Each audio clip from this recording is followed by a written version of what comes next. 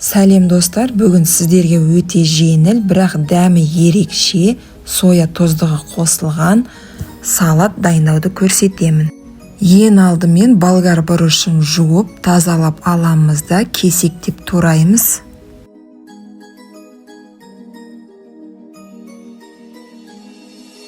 Енді қиярды және суға піскен сиыр етін ұзыншақтап турап аламыз да барлығын бір ыдысқа саламыз.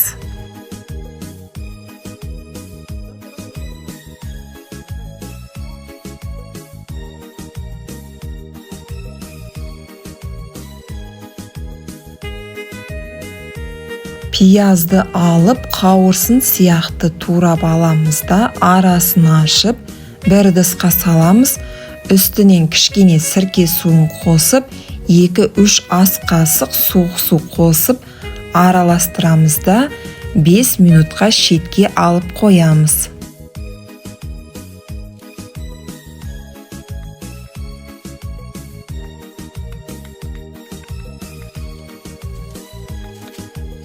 Қалауыңызға қарай ас көк пайдалансаңыз болады. Мен жасыл пиязды қолдандым, оны ұзыншақтап турап аламыз.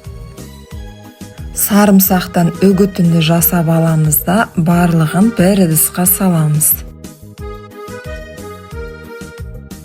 Дәміне қарай тұз бұрыш қосамыз. Қыздырылған өсімдік майын, соя тұздығын құямыз.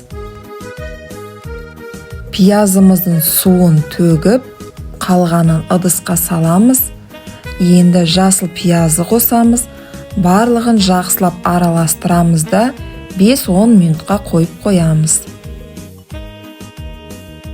Дайын салатымызды ыдысқа салып, бетінен күнжіт сеуіп шығамыз. Міне біздің жеңіл әрі пайдалы салат дайын. Міндетті түрде жасап көріңіздер.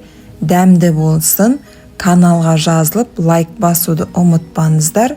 Сіздермен болған Ақгүл. Келесі видеода кездескенше.